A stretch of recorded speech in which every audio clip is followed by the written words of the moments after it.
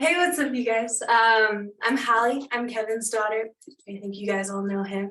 Um, Today's a beautiful day. I just wanted to jump on, introduce the call, kind of share a little bit about something that I'm super passionate about. And I feel like it ties into AAO and goal setting as we're approaching the new year and all sorts of things. Journaling is one of the biggest things in my world. Being able to almost script your life and be able to share or see things before they happen, write them on the page, branch out ideas and feel what they feel like as you read them, and in your own words, see what you've written, see what you've seen. Being able to ask yourself questions and go deep. I think it's beautiful. And then there's the element of being able to look back and learn from your experiences, learn from seeing what you've written, what you've chosen, what you've wanted. And one of the coolest feelings in my world that I've been able to learn, my dad was able to teach me about journaling, make it such a practice in our household, going back as a family and seeing what we were writing about, idealizing our futures to be, and then being able to see it happen and come to fruition in the most synchronistic ways is beautiful. That might be a little rambly. That's just because I'm nervous, but it's cool. Um, uh, um, I want to introduce Peyton. You guys probably all know him. He's awesome. I look up to him a lot in skiing. I've known him since I was really, really little. And what they're putting together with the whole AAO business and all sorts of different things and being able to share lessons, and I think it's beautiful. So introducing Peyton. My microphone wasn't on. Thanks, Halli. So cool. Just proud of you for getting on. You know, it just reminded me, you're a lot more natural in front of the camera than you probably think that you are. But I was thinking back all the way to the very, very beginning of when I first got introduced to home-based business and this idea. And I didn't really understand anything, kind of like the way that all of us don't really understand a whole lot. But I kind of understood in my brain. I was like, okay, like people that are in front of other people talking seem to make money. So I probably have to get in front of other people and talk. And I remember those very, very first presentations. I was probably a little older than you now. I was like 21, and just my voice shaking, and I couldn't make eye contact. And I was like, just like in front of people that I knew, you know what I mean? Not even strangers. Right. So it's just really neat. Like anytime anybody, I think one of the things that I enjoy so thoroughly about this is that it's an environment where we can all grow, and we can all grow together, right? And it's like when you have an environment and you have a community, people can grow in ways that they can't grow otherwise, right? Like, so journaling, like you're describing, it's an incredible practice. It's very self-reflective. Many people don't ever take the time to be self-reflective. And that's certainly a super important part of it. And then the second aspect of that is that you have to have a culture that fosters growth. So anyway, thank you so much for being present with us and showing your face and taking a stab at it. And hopefully I want to see you talking in front of many, many, many people on big stages, sharing your message and stoking people out. Because whether you know it or not, whether it's through your Instagram or whether it's through the people that you've met on your travels, or whether it's what you're going to do in skiing or what you do ever in this business, like you have a pretty profound impact on people. And like Halli said, I have known her since she was getting dragged around in the back of probably like a little black BMW while we were doing meetings 15 years ago. So anyway, well, I don't want to take Kevin's thunder because he's going to go ahead and close out this call. But one of the things that him and I were just observing was just there's this nature of kind of ebbs and flows in energy, ebbs and flows in business, ebbs and flows in nature, ebbs and flows in general. And right now, the energy just seasonally is one of an ebb and a flow. And so there's such a gift that comes with this time of year. And what I was going to hit on right now is an exercise. It's interesting that Halli, actually, I didn't know that Halli was going to be opening, and I didn't know that you were going to be talking about journaling. But kind of what I have to offer for the night are some prompts or some ideas of things to journal on, practices that I've used in my own personal life to really set the year up ahead. And on December 1st, one of the things that I thought to myself is I thought about like jumping up and down and celebrating and saying, Happy New Year, everybody. And to me, I just thought it was really funny because I'm like, the truth is that it's like the things that are going to happen for us in 2023, they're not going to start on January 1st. They've already started right now, right? Our habits have already started right now. Our thought processes have already started right now. And so it's like, why have this arbitrary time? But if you look at the law of nature and you look at the seasons of sowing and the seasons of reaping, it's like typically we sow in the spring, right? And then we harvest, we grow through the summer, and then we harvest in the fall, and then we basically like conserve in the winter. And you can see it everywhere right now when you're driving around Utah. The snows are coming in, and the days are short, and it's kind of gray and stuff like that. And so the thought that I really was having is to say, okay, what are some things deliberately that each and every one of us can do between now and January 1st to really set the thermostat, or to set the direction, set the intention of what's going to happen at an internal level? Because really, if you think about this, it's like the business is the business, and the product is the product, and the pay plan is the pay plan. And we're all on the track, and it's going to grow like it's going to grow. And there's going to be seasons where it grows ballistically fast, and there's going to be seasons where it doesn't grow quite as fast. And some people are going to make a fortune, and some people aren't going to do much with it. And some people are going to absolutely thrive, and other people are going to maybe, thrive less. Right. And so what is the real difference between those people that use just this vehicle of AAO, of active greens, to choose a different trajectory, and those that don't? And it just comes down to basically how we play the game internally. And so one of the themes that I think about constantly is I think about, what is it that we're doing in our life at a conscious or a subconscious level that is or is not getting us the result that we want? And I've had seasons of both. I've had seasons of deep frustration. I've had seasons of victory. And in the seasons of victory, you always want to trace it back to, okay, what was I doing that was working, right? And in the seasons of frustration, you always track it back and say, what was I not doing that wasn't working? And so one of the things that has just stuck out loud and clear right now, and this is really the first, if you're taking notes, or if you come back to this and you're watching a replay and you're taking notes, it's this question I think is phenomenal, is what is your level, and ask it first person, what is my level of clarity right now? What's my level of clarity of how I want things to be in my world, right? What's my level of clarity in how I want my body to feel when I wake up, when I go through the, my chores, my tasks, my day-to-day, the things that I like to do, my hobbies, at the gym? Like, do I feel sluggish? Do I feel energetic? Do I feel alive? Do I feel limber? Do I feel lean? Do I feel, like I have a spark in my step? And asking that in every single one of these pillars of life that makes up our lives, really. It's right. It's like, it's what's our relationship like at a spiritual level? What's our relationship? Any answers? What's with the people that are around us, our loved ones? What's the relationships with ourselves? And how am I feeling physically? And to tap into that is that, how clear am I really? And I noticed recently that it's like, if you took an inventory of everything that I was kind of taught, my inner dialogue, the truth was I was very not clear. It's like, if you ask me like, well, what do you want to do financially? I'm like, I want to make a ton of money. Well, okay, what's a ton of money to you? That's a great question, right? It's like, if you look at what do you want to feel like physically? What do I want to feel like physically? It's like, not fat, and it's like, well, that's not terrible, right? But that's not very specific, right? It's like, well, I want to feel many of the words that I've already kind of listed. I want my relationships to be good. Okay, well, what does that look like, right? What does a good relationship look like with a coworker? What does a good relationship look like with a kid? What does a good relationship look like with a spouse, right? And a partner. And just kind of going on down the road. And the thing that I love to think about is that it's like, if you went to a restaurant, let's say that you went to a really, really wonderful restaurant, maybe a restaurant that you would only go to one time a year, maybe like a once in 10 year restaurant, a restaurant where whatever the number is that, like, a really nice restaurant would cost for a plate in your head, maybe a restaurant that it was 3 times that much for each individual, right? So it's like, if like a really nice dinner is like maybe 100 a plate, something like that, 90 a plate. Well, maybe you find yourself at a restaurant that's $270 a plate, something like that. How would you order each part of that meal? Would you order your steak like, I think I just want some meat?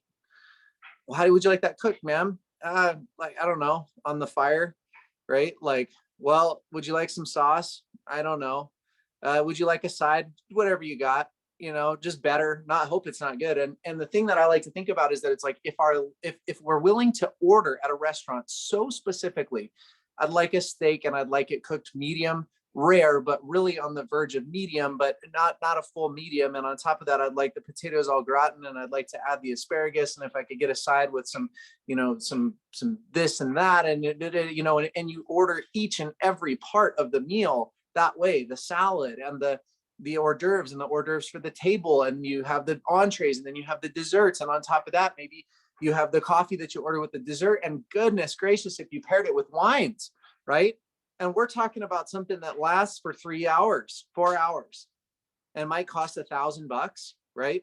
So why are we not taking the time to be that specific about what we want this next year to look like, what we want our day-to-day to look like, what we want the things that ultimately make up the quality of our life?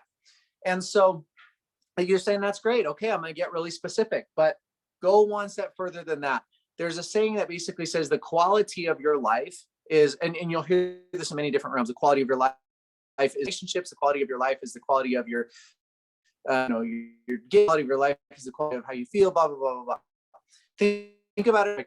We're going to write now something that's a life list, right? So let's say the quality of life is the quality of your list, the things that you plan. And so if you're going through this, the areas that I love to prompt myself to plan and the areas that I love to prompt other people to plan are this. What would I like to do? Okay. This can be recreation. This can be big purpose. This can be whatever it is. What do I want to do? What do I want to have? Right. So this could be things that you want to acquire, toys, like luxury items, whatever the material. To do, to have. Who do I want to be? What do I want to be? Who do I want to be? Right. What does that represent? Is that somebody that you want to, I saw a thing a long time ago that says it's better to be a model of fitness than it is to be a fitness model. Right. So for me, and every single list I always say model of fitness over fitness model. Right. That's just a personal manifesto. Right. So to do, to be, to have, and the last one to give, of course. And it doesn't have to be the last one. It could be to give, to do, to be, to have. But it's like those 4 categories are the foundation of a life list. And if you start to sit with that and you start to take some time to do, to be, to give, to have, right? That's a really, really powerful, pretty full spectrum arrangement of things to draw from. And you can start to get an idea of 2 things will happen as you start to make this list. 1, you'll start to get very, very clear and inspired about what it is that you want. 2, you'll realize that you're not very clear, and you can start to recognize that maybe somewhere along the line in your life, maybe your dream got killed, right? Maybe you let your dream die. Maybe you decided that, man, that might not be in the cards for me. And so the invitation is as you make a life list, it's not a question of what you think you can do. It's not a question of what you think you can have.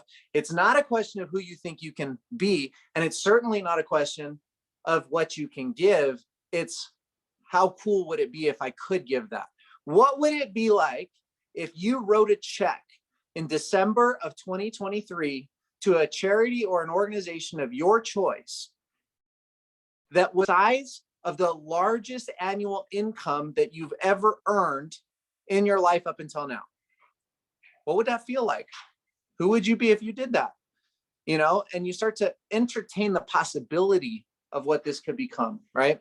So you have those 4 things. And now here's what you're going to do once you've taken the time to do those 4 things. You're going to write yourself a letter as if it is December 2023, right? Let's say it's Christmas 2023. You're taking the next couple of weeks to figure out, what some of this list is. And then you're going to write yourself a letter, December 2023, reflecting on the year back as if these are all things that you've done and become and accomplished and have and gained, and that they've really happened. So you're going to write it first person in real time in detail about this is what happened. This is what we did. This is who we gave to. This is what grew. This is how I changed. This is how I evolved. And then sit with that and feel the level of pride. If you did all the things on that list, how much pride, how proud of yourself would you be to have accomplished those things? And if you're having a hard time getting the list of all the things going, then that's a great question to ask, is to say, what would I have to do to be truly proud of myself a year from now? Okay. And then this is the last part of this entire exercise. And I love this, is that sitting where we're sitting today, let's imagine tragically, right, that you die in a year. And let's say that you've lived this magnificent year. You've done really incredible things. Let's say maybe it's the best year that you've ever lived in your entire life.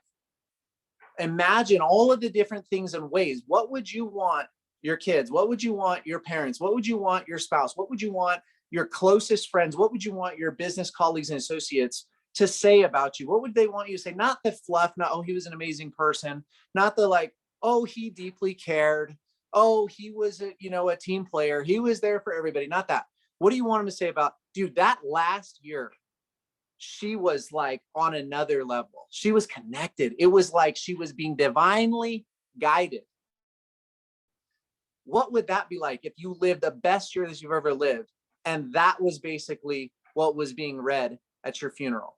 Now, imagine you died today, tomorrow, tonight. Hopefully you don't die in your sleep. Hopefully we talk tomorrow in chat or DM or something. You text me something funny, right? Send me a video. Maybe we talk on the phone. But let's say you die tonight in your sleep. What are the people going to say about right now? Truthfully, not to be shameful, not to be negative, not to be disparaging, anything like that. But what are they going to say? Probably the truth is they're going to say a lot of nice things, and nobody likes to talk about the negative things at funerals, right? It's not exactly customary, but there's like the circle behind the circle, right? And they're like, oh man, she's just trying to get it going on. Like, oh yeah, struggle with this, struggle with that, and this and that. Not to say that that's not part of the human experience. But here's the last part of this exercise. Be truthful about what they'd say if you died today. And then be truthful about what you hope that they would say if you lived the best year that you've ever lived about you if you died a year from now. And then recognize that the gap between those two bodies of content, that's our work. That's your work. That's my work. That's everybody's work on this call. And we gap, the more that we can, like Christy said, live without limits, the more we can lead a magnificent life, the more that we can make our message, mean something, right? Kevin used to say all the time, he said, our life is our message. It's either going to be a warning or it's going to be an inspiration. I think I paraphrased that, but that's basically my part for tonight. That in these right now, leading up to the holidays, crazy. It's an incredible time to control. I know Black Friday, Cyber Monday was phenomenal in the company. Teams are growing. Influencers going to influence. I think people here are pretty competent. They know the how and the what to do. Really going to be, who do you want to become? What do you want this year to look like? And what do you want to represent? That's all I got. Thanks, guys. Wow. It seems like we're all going to journal here really soon. I just got so excited to journal. I've been doing that for such a long time. I still remember the first journal I got. I went to Walmart and I bought a journal for 58 cents. The college ruled black and white with a unique pattern. It was one of those. And we kept a tradition going. I've got several of those notebooks. There's some green ones. And Peyton and I got together at the very beginning of our journey a long time ago.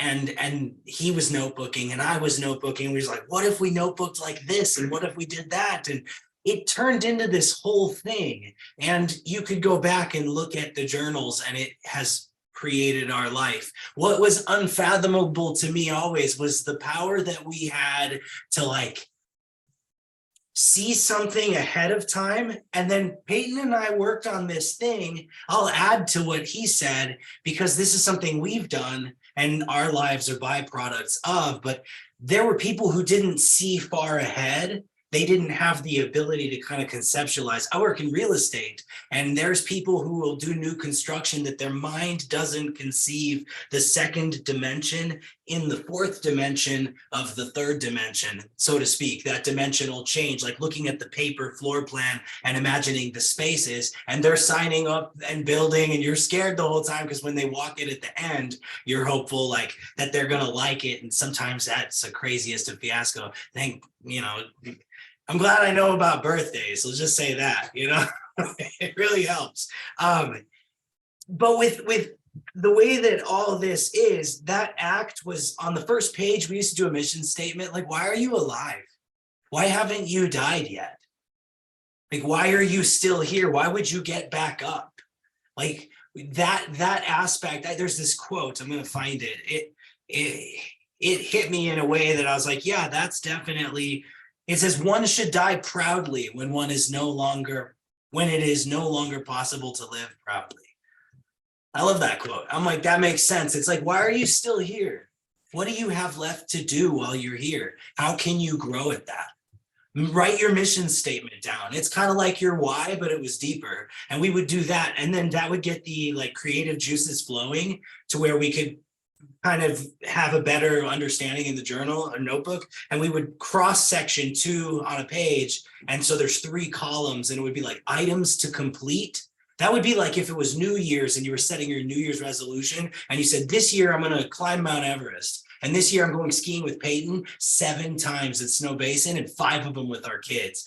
This year I'm going snowmobiling and I'm going to hit big jumps and do a backflip with a 360 in front of my kid because she totally spoke in front of people on a Zoom call and that was awesome. So now I've got to do some tricks and you write items to complete. I'm going to go on that trip to that place. All the things you do on New Year's falls in that column of items to complete. It's the 3rd column. The 1st column was weekly activities. Literally anything that gets your time gets that list. If you watch TV consistently, you got to put it on there. Weekly activities, watch TV. How can I progress at watching TV? How can I progress at this other thing I'm giving my time to, like video games or like, romance novels or whatever, like, there's like, if it gets my time consistently, it's on my weekly activities. Now we have to make that progress. So reading was one on mine always. And it was like, well, how can I progress at reading? And so what I would do is I would say in the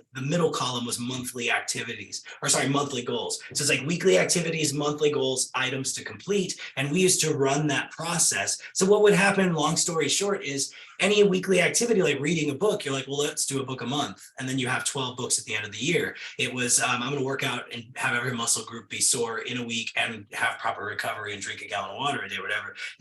So the 5 non-negotiables could fit into that because it's kind of like those same systematic goals based on habits. It was taking what gets your time consistently, timesing it by 12, plus you had hit every one of those things you wanted to do for your New Year's resolutions, combine it all and then write about it as if it already happened. So that was like the original version of that would allow people to see further. What Peyton said tonight, those questions are really, really wonderful writing prompts.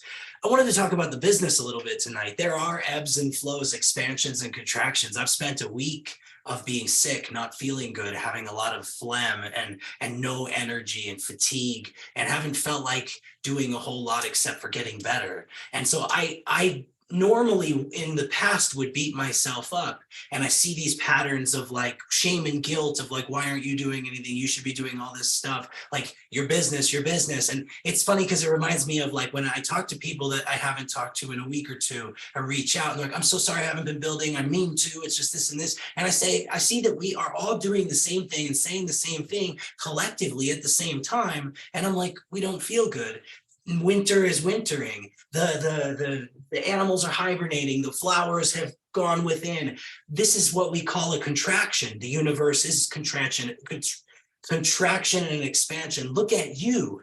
You breathe in, you breathe out. With every breath, the heart pumps, and the pumping of the heart moves oxygen through the blood.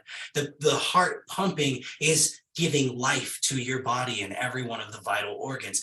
As you're breathing, electricity is shooting through your central nervous system that's coming from some biological energy place called the ether or whatever. And as you're breathing in, you're taking this in with your nose more, with your mouth more air, depending upon what you're breathing. And this being that you are is alive and self-regenerating in this moment. You're present, you're here right now watching and observing this. And in that moment of everything, this whole thing's responding to you. It's responding to your thoughts, your feelings, your beliefs. There's something more than us that we don't understand that like we can cultivate a connection with, but you see it within all these different people and all these different situations, and there's expansion and there's contraction. You look at the financial markets, historically, we start to go into a contraction up until tax season when it starts to expand. You'll see an expansion and contraction in your business as people will join, people will quit, people will lose belief, people might leave, people just want to be customers that you thought were going to build.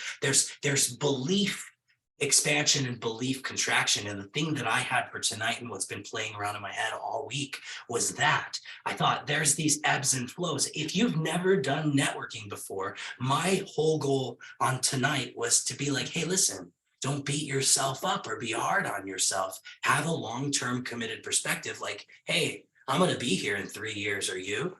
I will. Are you? I'm going to be here in 5 years. Are you? Like, I understand there are expansions. I understand there are contractions. Like, everyone always told me in real estate that in the winter it slowed down. Most of the money from my 1099 would come in the winter months. And that was the opposite of what everybody said, because I believed them the first year and I went without in winter. And when I changed my belief, winter was the busiest month for me. I wrote it in my notebook. The notebook is something special. If you don't see yourself, it gives you the ability to go back and look at your thoughts again. You can see thinking errors and correct. I just want you, if you've never done the business before, know there will be phases where it grows really fast and it grows really slow. Like Peyton said, there'll be phases where people leave, where people quit, where people join. At the end of the day, it's as simple as just getting 3 and helping them get 3. If they don't want to get their 3, then get another person. They don't want to get their 3, then get another person. They don't want to get their 3, then get another person. And when someone does want to get their 3, help them get their 3 as fast as possible and constantly be helping that newest person get their 3. That's the action step, and those are the mechanics.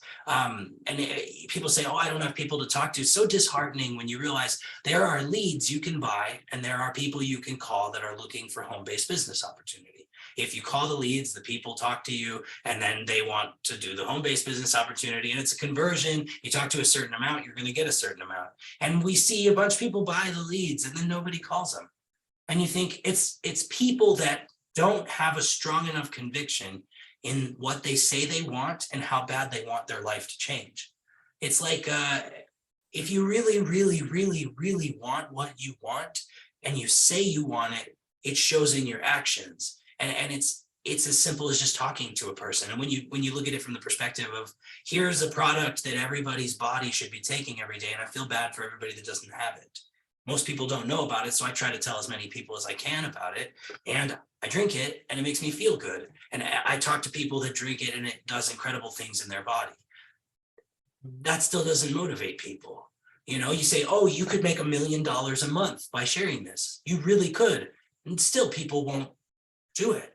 It's desire. It's like, what do you really want? Because what you say you want and what you actually want are different. Catalog your actions over time. That's actually what you want. That's what you choose, and your choice is your power. Exercising your choice is exercising that ability. What I want for all of you, what I want for myself, and what I want for all the people that I haven't met yet is the same thing. I want you to catch the vision of what this could be for you. Commit to it in a way that you see it so big that it's immovable, and then just walk the path. Because everyone I've ever seen that ever built it, ever, that built it crazy huge, had the same common thread that you could either call God, luck, fortune, what do they call that? Serendipity. But there was an element of like the people that became their biggest people, and the way the group grew, it was never people that they would have ever been able to recruit because they didn't know them when they started. It was always people who got people who got people, and then somebody got in and the whole thing went nuts. It always happened like that. And if it happens like that for almost all of the greats, then the pattern in that you're like, what does that mean for me? It has to do with your desire, your consistency, and like what you can see for yourself. And so it's funny that the synchronicity of the universe would align all 3 people to talk about journaling, because that's probably where we would need to start and where the majority of the magic, I guess, is going to come from. And that's you with yourself in your journal. So, I mean, get a jump on everybody on New Year's. And I mean, the Black Friday sales were amazing. That was a wonderful surge. And we're starting out the month all over again here. Like now we're like end of the month, beginning of the month, like day 1, the training was awesome. And then we're going to have this area trainer training coming up so that we can all be trained on that really soon. And then I think that's when the doors open and things go a little nuts. Plus, at the same time, you have the holidays. Historically, in multi-level, the two companies I built, I joined right around this time of the year. So I always utilize holiday parties to promote the products and the opportunities and to make connections with all the people. And all these people start going to all these holiday parties, and it turns into a whole thing. And then as the new year hits, people need money the most because a lot of people tend to credit on Christmas. So thank you guys for being on the call tonight. We didn't send texts out tonight, so you guys are the most faithful ones, and I'm really grateful that all of you are on here. I hope you guys have a great night, and I thank you guys for being a part of this.